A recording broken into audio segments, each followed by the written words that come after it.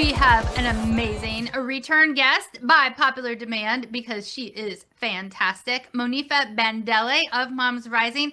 We are going to be talking about New York because our nation is in a New York state of mind. Monifa, there have been so many victories in New York recently. We can start with the Knicks and go to Congress. Because it's been a feeling of victory coming out of New York, spreading across the country. So first, let's talk about what the Knicks victory meant to New York, meant to the vibe of, the ability of hope to win. What did it mean? The whole city was out on the streets celebrating. Yes, absolutely. The lesson of the New York Knicks is definitely that when people are naysayers, when people say that you cannot win or that you are not the right person for the position or that you are not the right player for the team, that basically you have to ignore that. That's what the story of the Knicks is, because it's about skill, of course, and at the highest level we had tremendously skilled players all over the country. But at the end of the day, it is the drive, the belief in yourself, the commitment to being a team, right? And to playing together that we saw unfold. I think it was just really important to New York because it's been so long. So, after 5 decades of waiting for a WNBA championship, but I don't want people to forget that New York had WNBA, excuse me, for the NBA championship, but I don't want people to forget that 2 years ago, the WNBA New York's team, the New York Liberty, won the national championship. So we've had two in a row, but we are really excited about the Knicks. And I love what you said, that you can win even when people say you can't win. This is really important because this brings us to what happened in the New York elections. A lot of the people were saying, hey, you can't win if you support access to universal child care. Hey, you can't win if you support living wages. Hey, you can't win if you support health care for all. But guess what? All of those candidates just won. Can you share a little bit of context about the revolution, pretty much, that just happened in New York with the voting outcomes from the midterm primaries that just happened?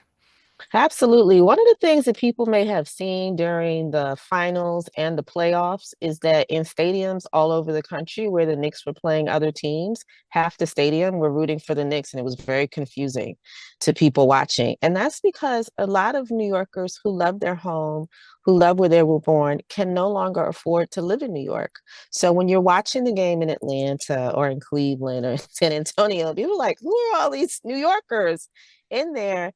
There are people who still love the city, but because of childcare, because of the cost of housing, because of the lack of a living wage, have had to relocate from their New York, their Brooklyn, their Bronx, their Queens. And so this is very connected to the electoral wins because New Yorkers have been wanting someone that will fight boldly for the things that families need, even if the data is not showing that it's something that can happen. It's just like the Knicks, right? They're like, but we're New York. Why can't we have these things? We're one of the richest cities, not just in the nation, but in the world. So why can't someone who is working full time afford childcare? So when we ushered in a new mayor last year, Zoran Kwame Manbani, then we were able to see that, yeah, people can get behind this and not only get behind it, but just in a matter of months, we are getting closer and closer to universal childcare in New York City. In fact, just yesterday, the pre-K2 program was expanded by tens of thousands of seats.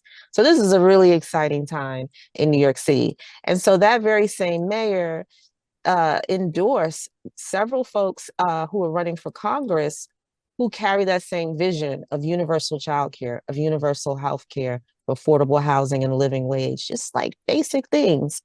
And it has turned the world upside down. It has really turned the political discussion on its head because there are some incumbents that lost. And what we also saw was a generational discussion in places in Manhattan, in a neighborhood called Washington Heights, we saw young voters stand up to anti-Black rhetoric and usher in a new member of Congress in their community. And you see, even from just the exit polls, the way that those votes were cut along generational lines. So we see young people rising still since last year, and we see our issues rising. And rising in ways that people said was impossible. And I think that is so important. People say, stop asking for universal health care and childcare, even though every other industrialized nation has these policies. I was watching the World All the countries in the World Cup have. Exactly. I was Oh yeah, all the countries I in was the like, World Cup have universal child care and healthcare. I was like, what? I'm what? It really comes. and paid leave. Yes, and paid family medical leave and earned sick days. 166 countries have earned sick days, and we do not. We do not have a minimum number of earned sick days. 80% of low-wage workers don't have a single paid sick day for if they get like the flu or the norovirus or something worse, or their kids do. Like, how are we supposed to exist? And the lack of those policies is costing us so much money. For example, just earn sick days. When people don't have access to a sick day, what do? They go to work sick, and then everybody else at work gets sick. And then that's called presenteeism, and that actually costs more money in the long run to the company and to our economy. Similarly, if we don't have access to universal health care, people still get sick. Democrats, Republicans, independents, libertarians, socialists, everybody gets sick. And when you don't have a chance to get better, that illness just often does not get better either and gets worse and costs more money. And so it costs money to not have these policies, and a lot of people don't know it. And yet we're told it's impossible, but we don't believe that it's impossible. That's right. I'm like, we know it's possible. We know it's possible because these policies are passing at the state level. They've passed at different countries. Everything has gone better. What do you think we need to be thinking about, the lessons learned from what's happening in New York with the congressional elections and more, that need to be lessons for the rest of the country? Absolutely listen to your constituents and stop listening to pundits. I mean, it's really such a huge lesson in that. If you listen to what the conversation was leading into this primary election, it were people who want to shape the narrative, but that's not really the narrative that exists. That's not the reality that's happening on the ground with constituents. The other big lesson is fight for bold transformational policies. People no longer want you to tinker with things that are fundamentally not working for them. They want you to sit down with them and help really reimagine and reshape what's available so that families can exist in this current environment and in this current climate. And that's what the candidates that won did. Also, we've got to look generationally. We have to engage young people. We have to listen to young people. We have to prepare young people to run for office. These are really critical things because what I'm seeing not only with the mayor's race, but also in the congressional race, in those places where you saw young leaders emerging, you also saw a surge in young voters. And I don't think we're paying enough attention to that. That's so important. That's so important. Speaking of that, in November, we're going to have elections across the country. The midterms are coming. The midterms are coming. I feel like I should run around with the midterms are coming. The midterms are coming. In fact, I kind of am. So what should people be doing now to be preparing for the general election midterms in early November? Yeah, making sure that, all the things we tell folks to do, have a plan to vote, make sure your neighbors know to vote.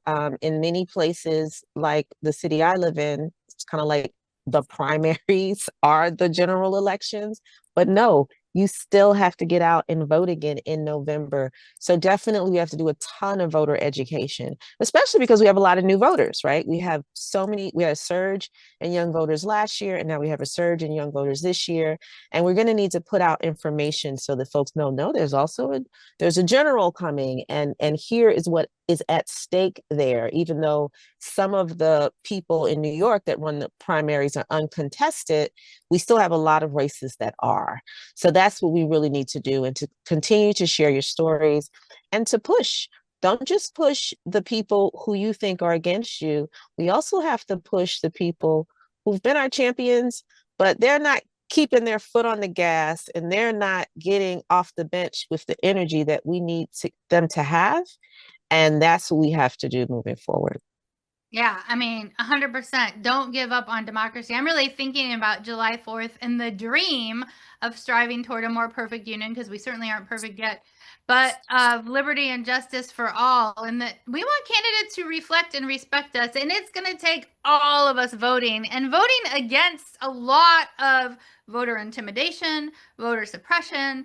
We see a lot of shenanigans happening out of the White House, with them seeing their polling numbers so low and basically trying to cheat by putting in voter restrictions that are unconstitutional. So, people, now is the time to look at the beautiful changes that can happen that actually make America better for everyone to thrive. And I do mean everyone. And the examples in New York. And then get a cohort together of friends, families, and neighbors who you're going to have a party with on election day, general election day in November, and make not only your plan to vote, but your plan for a party to vote, I think. What do you think about my party to vote, Monifa? Yeah, I think that's really important all over the country for people to get together and do things that are joyful and fun and exciting and really inspire people to get civically engaged. I think a lot of times when we talk about civic engagement, it's kind of dry and boring. So we need to do things that spark that kind of energy, that tap into our cultural heritages to make sure that we get folks out there. 100%. Do you have a voting plan that is fun? I want to hear. Do you have a regular voting protocol?